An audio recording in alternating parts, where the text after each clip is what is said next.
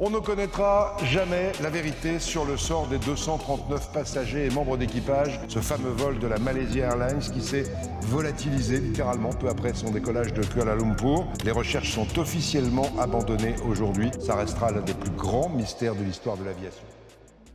Un soir de mars 2014, un avion parmi les 20 000 décollants chaque jour va disparaître des écrans radars quelques temps après le décollage. Des hypothèses rationnelles ont été mises en évidence, comme l'explosion de ce qu'il y avait dans la soute ou encore le suicide du pilote. En revanche, certains points vont démontrer qu'il ne s'agit pas d'un accident mais potentiellement d'un détournement ou d'un secret d'État bien gardé. Effectivement, sur une île à proximité des Maldives, des habitants ont vu un gros avion voler à basse altitude en direction de Diego Garcia, une des bases militaires américaines les mieux gardées au monde. Alors imaginez-vous, un avion se dirigeant vers celle-ci froidement, sans répondre aux menaces des militaires. Je vous laisse imaginer le destin tragique de cet avion et de ses 239 passagers. Alors ce qu'il se cache derrière le mystère de cet avion est-il un secret gouvernemental bien gardé ou un simple accident ?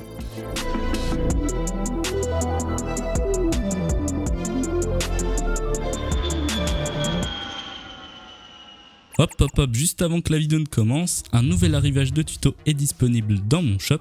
Il était temps.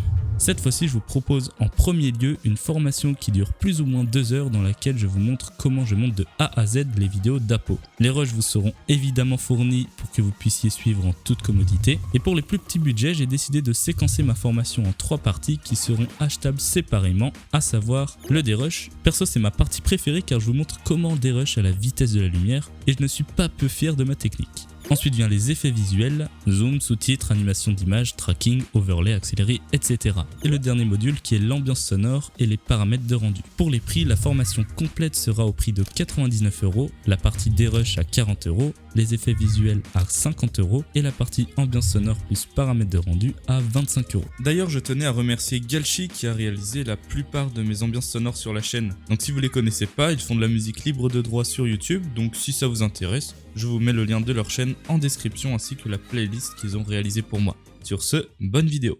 Le 7 mars 2014, comme à son habitude, un tas de vols est programmé à l'aéroport international de Kuala Lumpur en Malaisie. Mais celui qui ne va pas nous laisser indifférents est le vol MH370, prévu pour décoller à minuit 25 en direction de Pékin. L'avion utilisé était le Boeing 777, un avion très respecté, même considéré quasiment comme le meilleur par la communauté des pilotes, car c'était un monstre de technologie. L'avion est très imposant, mais s'il est autant respecté, c'est parce que ce modèle bien précis n'a subi aucun incident auparavant. Ce soir-là, c'est Zahari Ahmad Shah, le commandant de bord. Il avait 53 ans et c'était un pilote très expérimenté du haut de ses 18 000 heures de vol. Pour faire simple, il connaissait le Boeing 777 comme sa poche et avait même un simulateur de vol chez lui. Alors vous allez me dire que cela semble tout à fait banal qu'un pilote ait un simulateur de vol chez lui, mais retenez bien cette information, elle est assez importante pour la suite. Et pour l'épauler, il avait un copilote de 27 ans, Farouk Abdulhamid. Les deux hommes vont donc passer les portiques de sécurité sans accroc et vont s'installer dans le cockpit tranquillement en appliquant les procédures classiques, bref, rien d'anormal jusqu'à maintenant.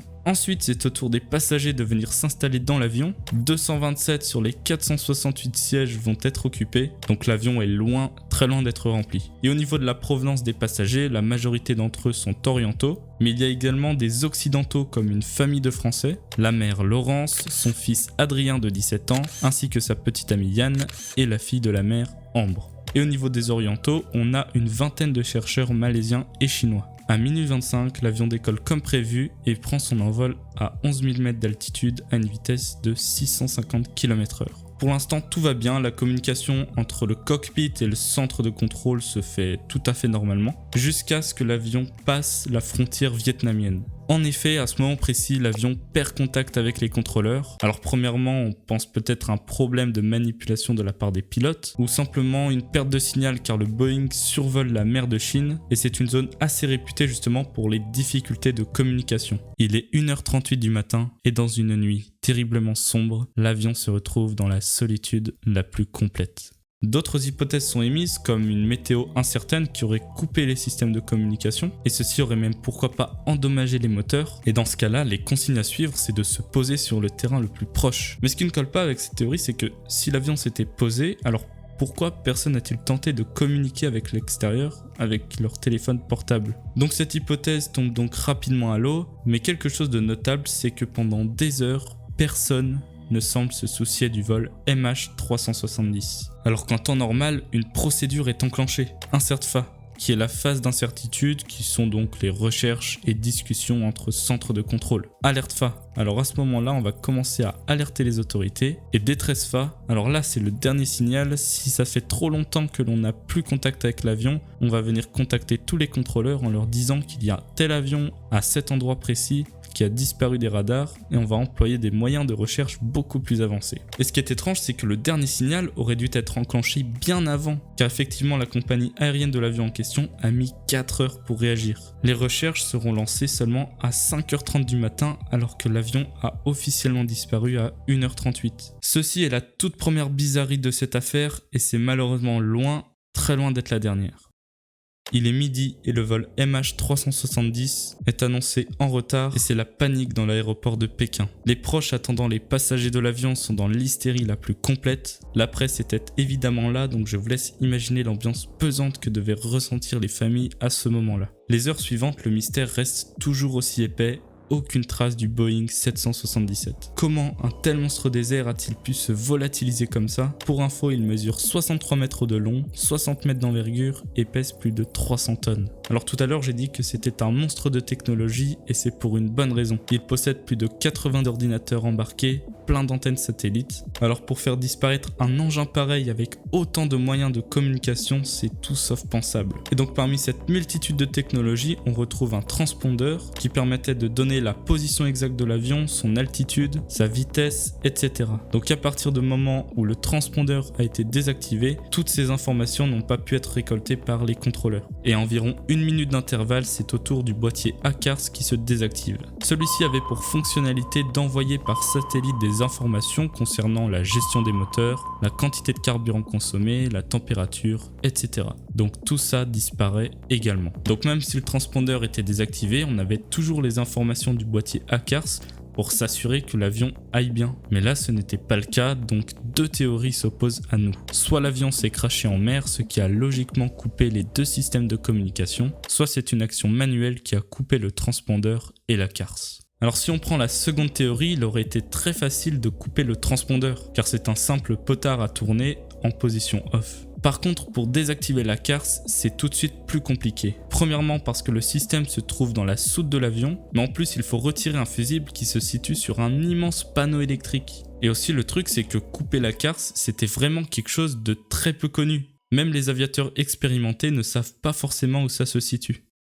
Dès le lendemain, soit le 9 mars 2014, les recherches ont officiellement commencé mais aucun débris n'a été retrouvé. Donc si l'avion n'a pas été retrouvé, c'est soit parce qu'il ne cherche pas au bon endroit, soit l'avion est en un seul morceau entre les mains de terroristes. Cette piste a été l'une des premières envisagées et donc par réflexe, la liste des passagers va être étudiée minutieusement. Et deux noms vont attirer l'attention des autorités. Celui d'un Autrichien, Christian Kozel, et celui d'un Italien, Luigi Maraldi. Et on va se rendre compte par la suite que ces deux hommes ne sont montés dans l'avion à aucun moment. Donc qui était assis à la place de Kozel et Maraldi? Les caméras de vidéosurveillance vont elles aussi être étudiées minutieusement et on va se rendre compte qu'en fait ce sont deux passagers clandestins, l'un de 19 ans et l'autre de 29 ans. Et en plus de ça, il semblerait que ces deux personnes soient complices car ils ont acheté leurs billets en même temps. Et donc pour le savoir, on a vu que les numéros de billets se suivaient, 6099 et 6100. Et s'ils ont réussi à passer aussi facilement à travers les mailles du filet, c'est qu'il semblerait que l'aéroport de Kuala Lumpur montre pas mal de failles de sécurité. Quelques jours plus tard, la Malaisie donne davantage d'informations. Effectivement, durant le vol, des radars militaires ont aperçu des présences du Boeing 777. Bon, je vais pas rentrer dans les détails parce que c'est trop technique et inutile, mais en gros, les radars ont détecté que le MH370 avait fait demi-tour par la gauche. Il va longer la frontière entre la Malaisie et la Thaïlande sans jamais vraiment pénétrer l'un des deux territoires. Puis l'avion finit par se retourner à plus de 100 degrés afin de longer la frontière indonésienne et la frontière thaïlandaise. Il vire encore une fois par la gauche parce que la frontière tourne également, continue son chemin vers les îles Andaman, puis on finit par le perdre définitivement. Donc si la piste terroriste s'avère réelle, ça veut dire qu'ils se sont sacrément entraînés pour faire suivre un trajet aussi précis tout en passant à côté de grands aéroports.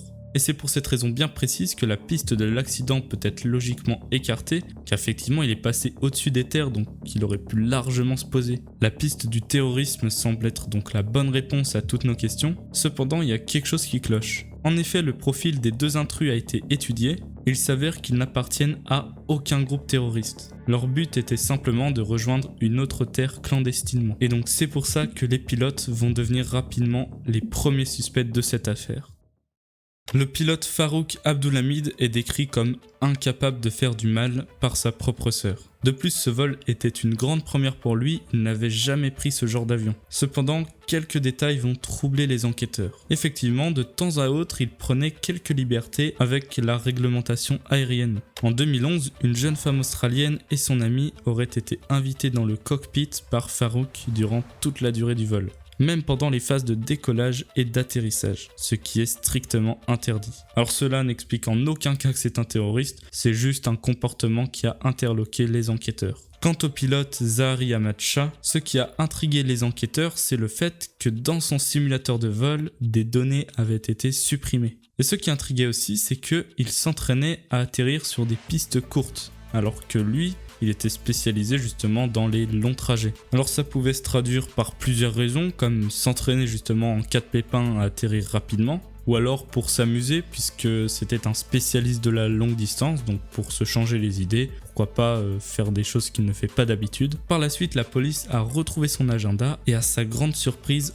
aucun rendez-vous n'avait été planifié au-delà de la date du 8 mars 2014. Donc on en vient rapidement à la conclusion que peut-être Zahari Ahmad Shah avait décidé de mettre fin à ses jours durant ce vol. Alors cette piste est envisageable car effectivement c'est déjà arrivé dans le passé, cependant plusieurs points vont contredire cette hypothèse. Alors déjà, pourquoi avoir voulu faire demi-tour, suivre un trajet bien précis, mais aussi pourquoi vouloir s'enfoncer dans la mer? Cela semble offrir plus de chances de survie que d'atterrir directement sur le sol pour faire exploser l'avion. Cette hypothèse du suicide ne va pas convaincre les autorités et les recherches se font de plus en plus compliquées.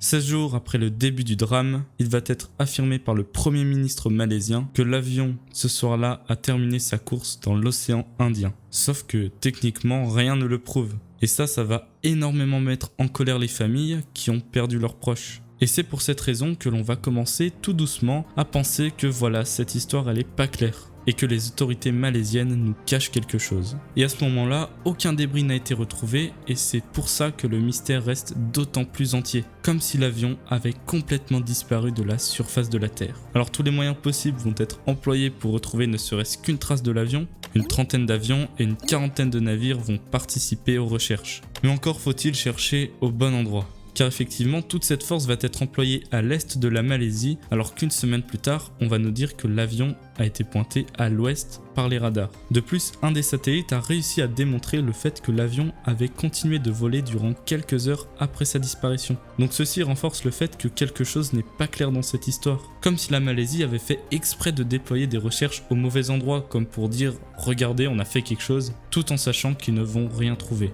De plus, ces efforts de recherche ont coûté des centaines de millions de dollars, donc on n'en voit pas des recherches qui coûtent aussi cher sans vraiment savoir si c'est ici qu'il faut chercher. Mais revenons à ce satellite qui a identifié l'avion. Celui-ci a réussi à capter un petit modem qui envoie un bip toutes les heures, juste pour prouver son existence. Et selon ces bips, une trajectoire a été délimitée, une ligne allant du nord jusqu'au sud, ligne selon laquelle l'avion aurait pu se déplacer. Pour certaines raisons, l'avion n'a pas pu se déplacer en direction du sud, mais cette zone est immense, il est donc d'autant plus difficile de retrouver des débris. Cette terrible nouvelle va ne faire qu'amplifier le désespoir des familles, pourtant bien impatientes de connaître la vérité. Et en plus de ça, beaucoup de personnes vont penser que la piste du sud est une perte de temps et que ce n'est pas ici qu'il faut chercher, car les calculs ont été faits à partir de données incertaines. Et d'ailleurs, même le patron d'Emirates, Tim Clark, a partagé cet avis en disant qu'il ne croyait pas en la version officielle. Une seconde théorie commence à naître en amont, notamment sur internet, celle où l'avion se serait dirigé vers l'île de Diego Garcia. Diego Garcia est une base aérienne américaine très importante et secrète dans le monde située à l'ouest de la Malaisie et à 2000 km des Maldives. On y retrouve un aéroport, des hangars, des porte-avions, etc. Et si on suit l'hypothèse selon laquelle le Boeing s'était dirigé vers cette base, alors il aurait été abattu sur le champ. Marc Duguin, un ancien dirigeant d'une compagnie aérienne qui s'est fortement intéressé à cette histoire, s'est rendu sur une des îles autour des Maldives afin d'interroger les habitants, peut-être qu'ils auraient vu quelque chose. Et selon des témoins, le 8 mars, donc le jour des faits, ils auraient vu un avion passer au-dessus d'eux à basse altitude et en direction du sud. Donc pour récapituler, l'avion serait allé jusqu'aux Maldives afin de descendre tout droit sur Diego Garcia. Alors on pourrait douter de leur sincérité, mais quel serait leur but de mentir? Et second fait troublant, des enfants vont aller à la pêche et vont découvrir un objet flottant semblable à une mine. Donc par précaution, ils vont attendre un peu et ils vont finalement découvrir que cet objet est vide. Ils vont ensuite le mettre sur la plage et quand l'armée arrive, elle va tout de suite identifier cela comme un extincteur. Et qu'est-ce que l'on retrouve comme type d'extincteur dans un Boeing 777? Des boules ressemblant très fortement à celles que l'on a retrouvées sur la plage. Alors est-ce que l'extincteur retrouvé appartient bel et bien au MH370? Ça, nous le saurons probablement jamais. Si les Américains ont abattu l'avion car il s'approchait dangereusement de leur base, on pourrait comprendre le fait qu'ils ne veuillent pas que la vérité sorte. Et d'ailleurs, on va constater quelque chose de très particulier, c'est que les Américains vont rester très silencieux à propos de cette histoire.